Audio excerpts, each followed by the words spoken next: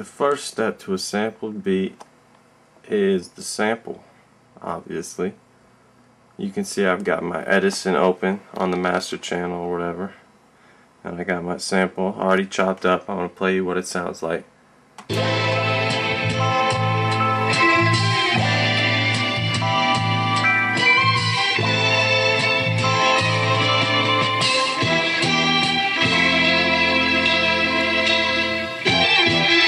Okay, you know, whatever. I chopped it up at, you can kind of see, we got our markers set up.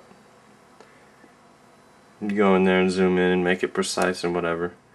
Close, we drag this to Edison using this function right here. You click and drag over to the slicer. I don't need to right now, but because I already have it over here.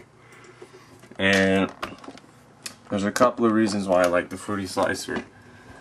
A lot of people say, oh, it's not like the MPC, you know, the pads, they don't, you can't just hit it and have it play the whole thing and then, you know, but those guys just don't know what they're talking about. I'll show you how to set it up like MPC. You come over here to the insert, you see this right here, that's normally like that. Makes it so that it goes like that. You turn that off and then that sets it like that, and then you come over here to the miscellaneous tab. You gotta set your polyphony to 1 so that the pads cut out each other. You could do this too, but this, it just seems to work better for me. So then you come over here, you got your sample chopped up or whatever, and I come over to my trigger finger over here and figure out a melody to do or whatever. So I got an intro.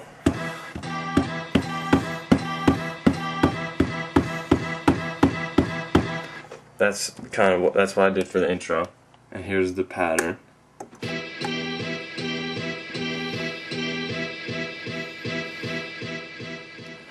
So that's my little intro or whatever. And then step 2, at least for me, is get a little melody together. And this is what I did for the melody. I did a little something like, oops, I got the wrong slicer, hang on.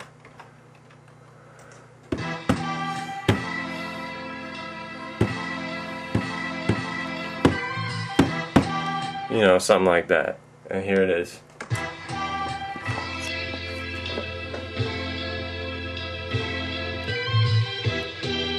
Got a little 8-bar loop going, whatever. And then that just loops around. Alright, so you get your little melody together or whatever. And then step 2 is to get some drums. And for this particular beat, I decided to do the drums in the step sequencer. They're pretty simple, nothing big right now. We just got, you know, your kick, snare, hi-hat. Hang on. That's the basic pattern or whatever. I got some tricks that I use. I turn up the swing to about 15%. You know, mess around with this little. Here's this tip is gold right here. Don't sleep on this. You see this? Right there, your velocity. Grab it, drag it all the way over. Shift. This is like shift notes. Mess around with that to get some swing. That tip is gold. I didn't know about that when I started out. That tip is straight gold, man. And then what we got right there is just, this is what it sounds like so far. You know.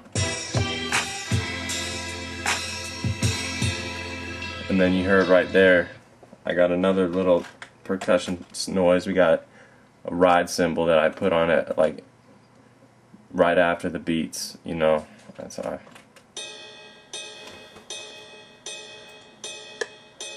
like that.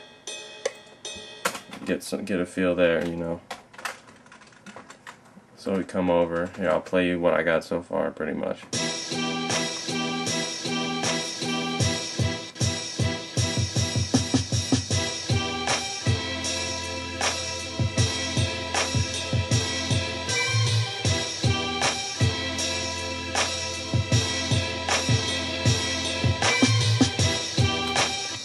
That's pretty tight.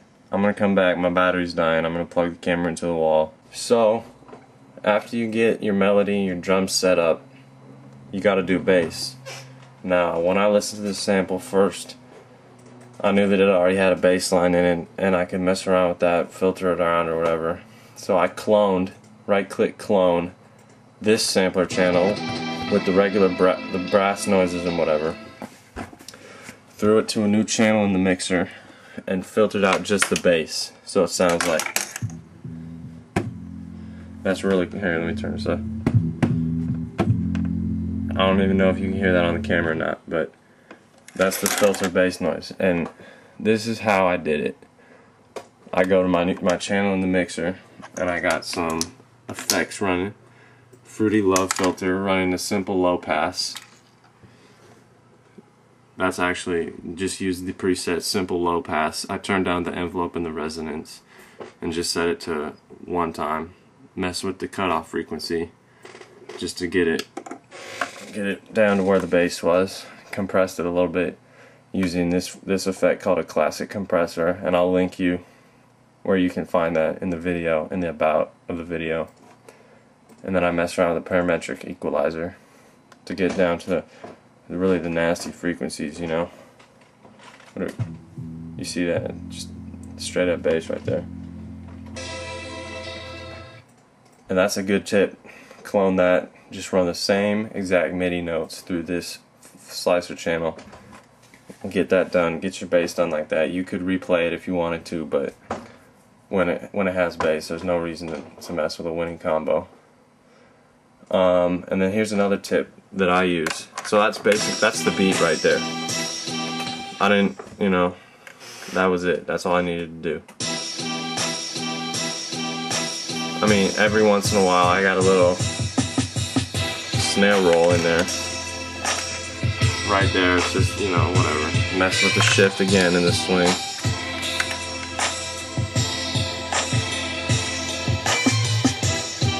That's a pretty dope. I like this beat a lot. It's pretty filthy. Okay, so for those of you that own a trigger finger, I'm gonna run through this real quick.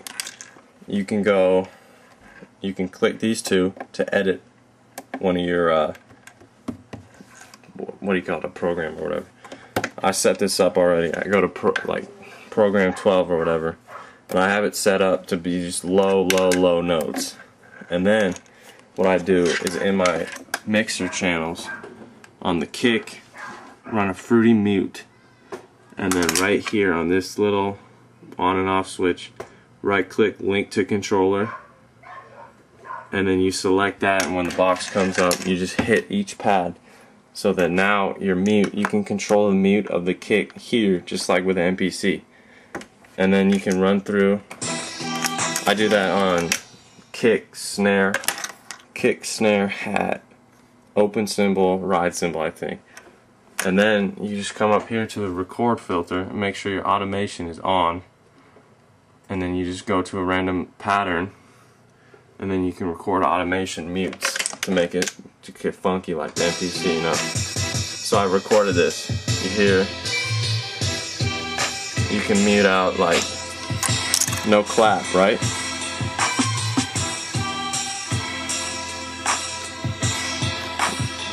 The hi-hats are really quiet. No kicks. No cymbal. That's a really handy tip you can do to funky up your sequences, you know.